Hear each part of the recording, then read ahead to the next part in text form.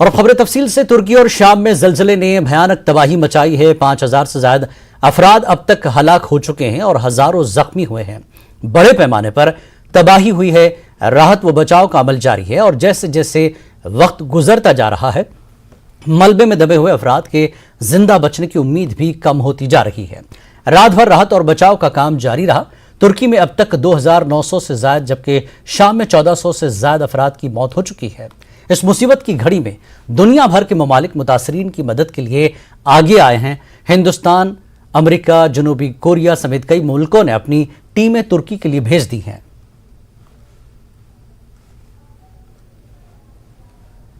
पहली team NDRF की 51 rescues के साथ में आज सुबह 3:09 पे यहां से रवाना हुई।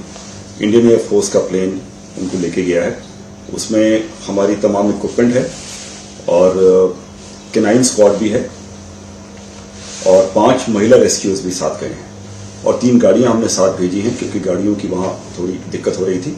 तो ये टीम इस तरह तैयार होकर यहां से सुबह 3 बजे रवाना हो गई। दूसरी टीम में भी 50 रेस्क्यूअर्स तैयार होकर लोड हो गए हैं इंडियन एयरफोर्स के दूसरे प्लेन में।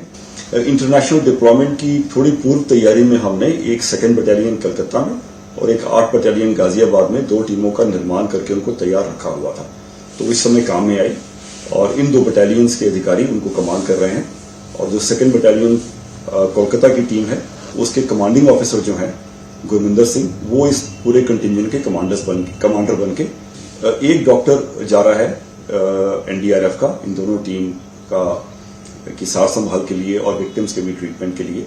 इसके अलावा हमारी टीमों में पैरामेडिक रहते हैं और हमारे तमाम रेस्क्यूअर्स को मेडिकल फर्स्ट रिस्पॉन्डर की ट्रेनिंग होती है ताकि अपना और विक्टिम्स को प्राथमिक उपचार दे पाएं। तो पहली जो साइट है डिप्लॉयमेंट की वो उस एयरपोर्ट के पास में है। तो वहां एक लिंक ऑफिसर इंडियन एम्बेसी का हमारे लिए उपलब्ध होगा, इंग्लिश स्पीकिंग, और कोई लोकल लाइजन भी उपलब्ध होगी जो उनको बताएंगे कि हमको कहाँ वो पहले काम के लिए डिप्लॉय करना चाहेंगे। तो ये अब टर्किश अथॉरिटीज के ऊपर है कि इन टीमों का उपयोग वो कहाँ और कैसे करते हैं।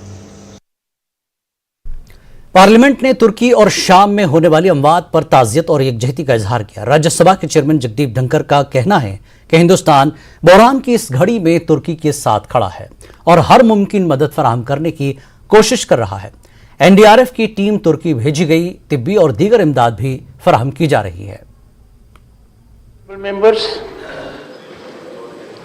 as you might be aware, a massive earthquake measuring 7.8 magnitude on Richter scale ripped through the countries of Turkey and Syria on February 6, 2023, followed by a series of earthquakes which caused huge devastation, loss of precious lives, and damage to infrastructure in both the countries. Honorable members, as reported in media, more than 4,000 people have lost their lives and thousands have been injured in both these countries. Many more are still trapped under the rubble, and the toll of lives, unfortunately, is likely to rise. Governments around the world are pledging assistance, deploying search teams, medical squads and equipment, and offering aid. Our country has promptly on its part sent assistance and NDRF search and rescue teams, especially trained dogs, medical supplies and other equipments to assist the authorities in those countries.